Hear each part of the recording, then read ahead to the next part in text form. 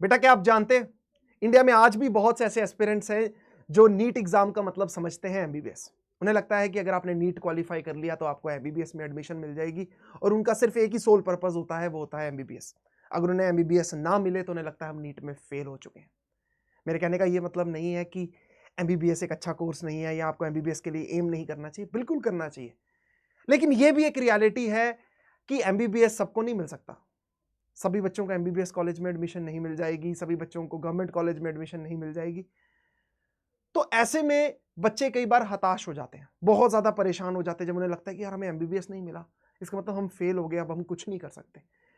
मेरी बहुत से स्टूडेंट से बात हुई और मुझे बहुत हैरानी हुई इस बात पे कि जब मैंने उन्हें कहा कि कोई बात नहीं, अगर आप ऑब्वियसली आप एमबीबीएस को एम करिए, पर अगर नहीं हुआ तो there are other options as well.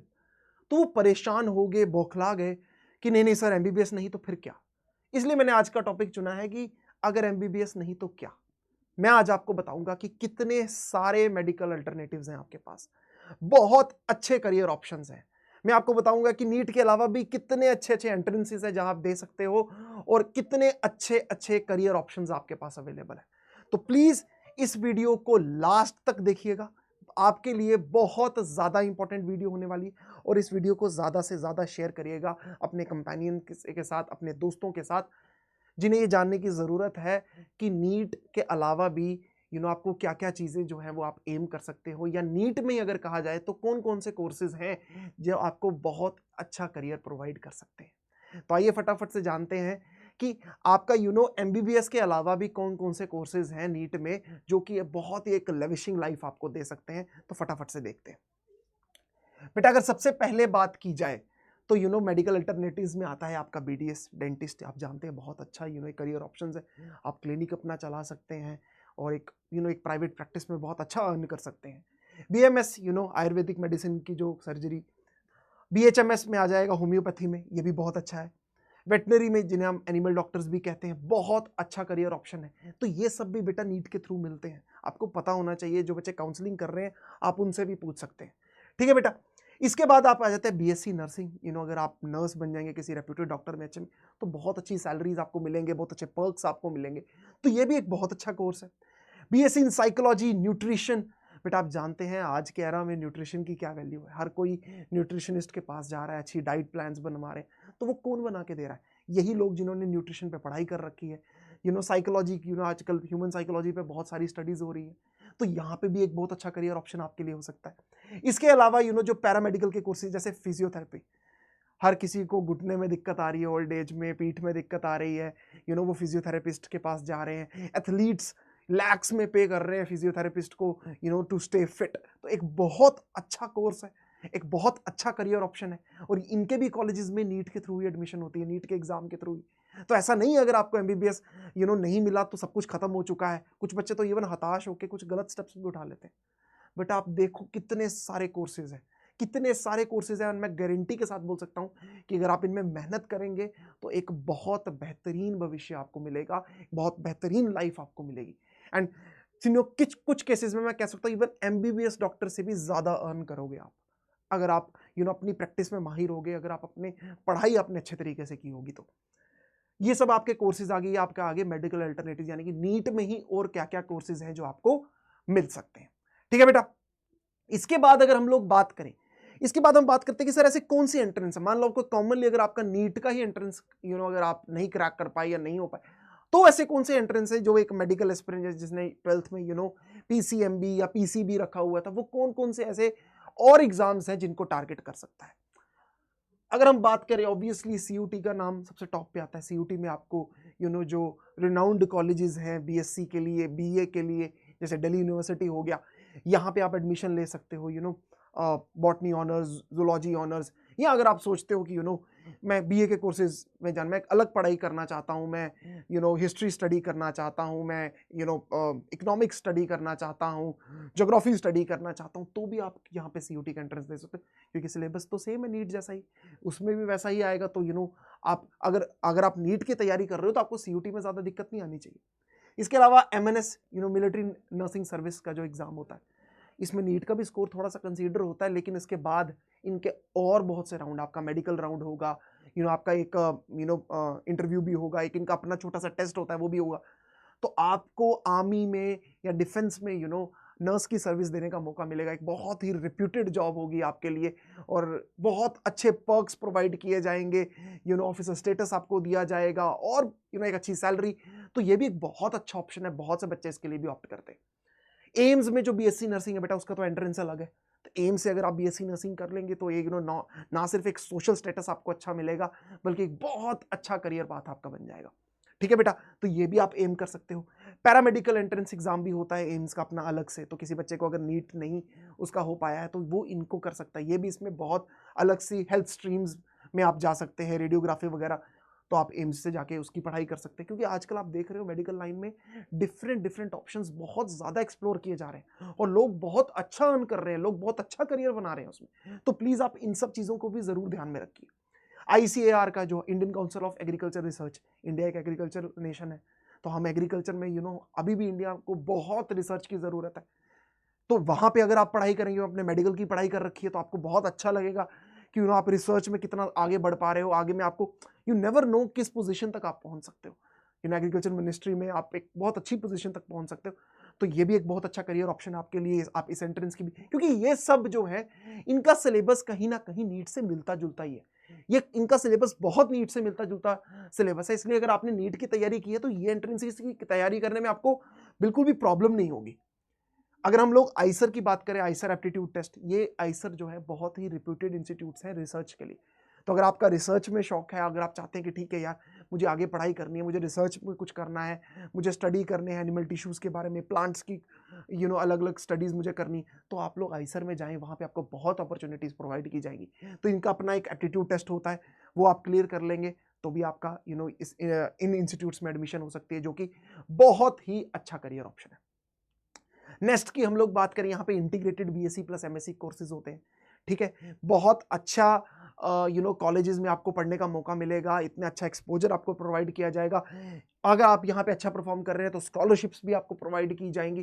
तो अच्छे एक्सपोजर के साथ जैसा आजकल टेक्नोलॉजी का जो ज़माना है, वहाँ पे अगर आप इतने अच्छे इंस्टीट्यूट्स में पढ़ेंगे तो यू नेवर नो कि वर्ल्ड वाइड कितनी अपॉर्चुनिटीज़ आपको मिल पाएंगी, कितने ज़्यादा दरवाजे आपके लिए खुल जाएंगे, और यू नेवर नो कि आप कहाँ से कहाँ पहुँच जाओगे। मे बी फॉरेन में किसी यूनिवर्सिटी में आपको डॉक्टरेट करने का मौका मिल जाए, वहाँ पे आपको बुलाया जाए, आप रिसर्च में इतने अच्छे हो जाओ कि किसी फॉरेन यूनिवर्सिटी में आपको असिस्टेंट प्रोफेसर की जॉब ऑफर की जाए, तो कितना अच्छा रहेगा।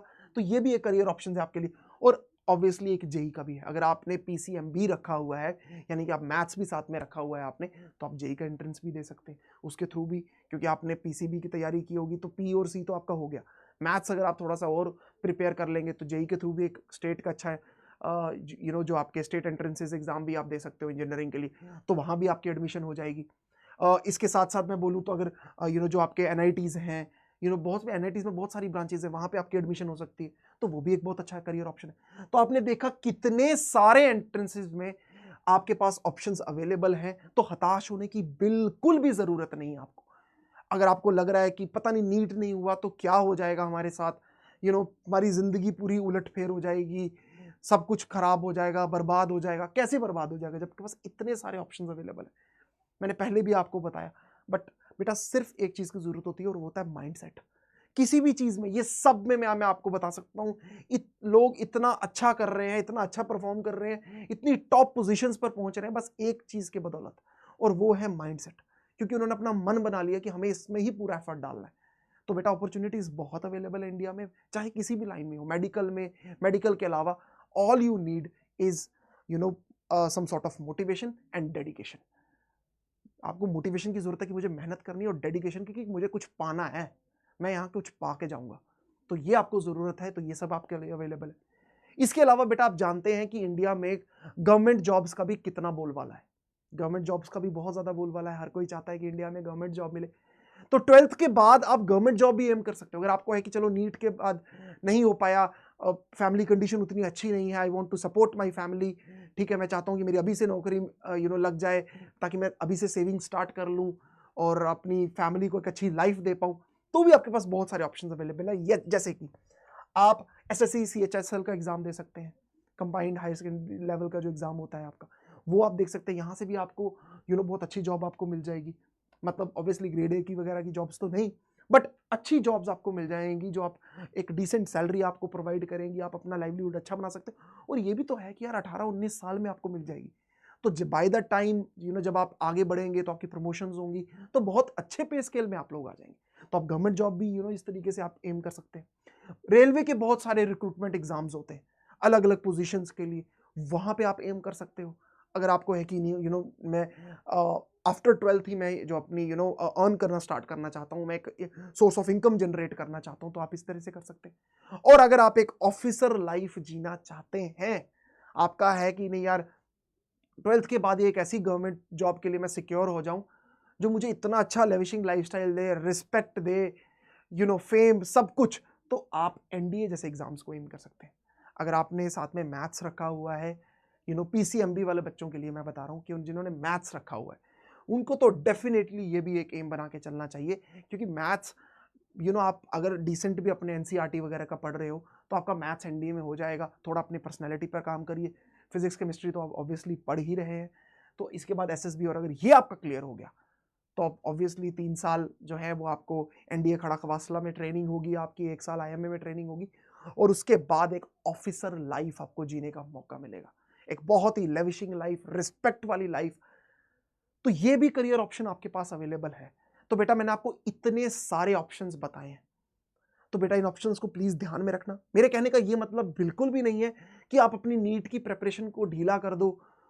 अभी आपको ऑब्वियसली यही एम करना चाहिए कि मुझे नीट में सबसे अच्छा स्कोर करना है, बट एक तरीके से मेंटल फ्री होके चलिए कि ये सब कुछ नहीं है। ऑब्वियसली मुझे इसके लिए 100% देना है, but if anything goes wrong then it's okay. मतलब मुझे अपनी लाइफ खराब करने की जरूरत नहीं है, या मुझे अपने आप पे कोई मेंटल प्रेशर लेने की जरूरत नहीं है कि अब क्या होगा, अब मैं क्या करूं। मैं कितने बच्चों से बात कर चुका हूं, वो बिल्कुल हताश हो जाते हैं, उन्हें लगता है कि पता नहीं क्या हो गया, अब क्या होगा। कितने करियर ऑप्शंस अवेलेबल है, एक से बढ़कर एक करियर ऑप्शन अवेलेबल है, और इन सब में मैं ऐसे पर्सनली तुम्हें बता रहा हूं, अपने पर्सनल एक्सपीरियंस से मैं कई ऐसे लोगों को जानता हूं which are doing way better than the doctors, way better in terms of salary, in terms of fame, everything. ठीक है ना। कैसे? क्योंकि उन्होंने उसी को अपना सब कुछ बना लिया, उन्होंने उस फील्ड में एफर्ट डाला, उस फील्ड में डेडिकेशन के साथ काम किया, और वो ऊपर उठे। क्योंकि India is a land of opportunities, India में बहुत अपॉर्चुनिटी है, जरूरत है सिर्फ मेहनत की, डेडिकेशन की। तो इतने ऑप्शंस को प्लीज आप कंसीडर कर कर चलिए। ठीक है, ऑब्वियसली नीट को अपना जो है वो सेंटर एम बनाइए, लेकिन मेंटल प्रेशर मत लीजिए। ठीक है, पढ़ाई स्ट्रेस फ्री होनी चाहिए बिल्कुल, कि कोई किसी तरीके का स्ट्रेस नहीं, पढ़ाई की, ठीक है, अपना रेस्ट किया, पढ़ाई की जो भी, बट स्ट्रेस लेने की जरूरत नहीं है कि ये नहीं हुआ, ये नहीं हुआ। और अपने पेरेंट्स को भी समझाइए, अगर आपके पेरेंट्स भी कुछ ऐसी बातें बोलते हैं कि नीट नहीं होगा तो क्या करोगे, नीट नहीं हो, तो उनको बताओ ये सब भी कर सकते हैं। ठीक है बेटा, तो इसलिए मैं आपको चाहूंगा कि प्लीज ये वीडियो अपने दोस्तों के साथ भी शेयर करें, क्योंकि मैं जानता हूं आपके दोस्त भी कई ऐसे होंगे जो काफी स्ट्रेस में रहते होंगे, उनके साथ शेयर करिए, अपने टीचर्स के साथ शेयर करिए, उनको भी बताइए, उनको भी गाइड करिए कि सर आप भी देखिए कितने सारे ऑप्शंस अवेलेबल है। अपने पेरेंट्स के साथ शेयर करिए, बैठिए, उनको बताइए कि देखो पापा टीचर बता रहे हैं कि कितने सारे ऑप्शंस अवेलेबल है, तो आप प्लीज स्ट्रेस में मत रहिए, हम कुछ ना कुछ अपनी लाइफ के साथ अच्छा ही करेंगे, आपको टेंशन लेने की जरूरत नहीं। तो इसलिए बेटा स्ट्रेस फ्री रहिए और खुश रह के पढ़ाई करिए। मेहनत तो हर चीज के लिए करनी ही पड़ेगी, तो क्यों ना खुशी खुशी मेहनत करें, रोकर क्यों मेहनत कर रहे हैं हम लोग। तो बेटा स्ट्रेस से अपने आप को दूर रखो, एकदम स्ट्रेस फ्री होकर पढ़ाई करो, अपना जो एम जो लिया है उस एम को ध्यान में रखते हुए पढ़ाई करो, और हमेशा याद रखना कि if one thing goes wrong there are many other doors which will get open. तो अपॉर्चुनिटीज बहुत है, और मुझे पूरा यकीन है कि मेरे स्टूडेंट्स आप सब अच्छा ही करोगे। तो बेटा इसी तरीके से आपकी बहुत सारी क्वेरीज का मैं आगे भी जवाब देता रहूंगा। आप अपनी क्वेरीज मुझे भेजते रहिए, कमेंट सेक्शन में बताइए कि आपकी और क्या क्या क्वेरीज हैं, और कौन कौन से ऐसे इश्यूज हैं जिन पे मुझे वीडियो बनानी चाहिए, या जिसके बारे में मुझे आपको बताना चाहिए, फिर चाहे वो कोई स्ट्रैटेजी हो या किसी कोई पर्टिकुलर इशू के रिलेटेड हो, मैं जरूर उस पर वीडियो बनाऊंगा और आप लोगों को गाइड करूंगा। तो ठीक है बेटा, अब मैं लेता हूं आपसे इजाजत, गुड बाय।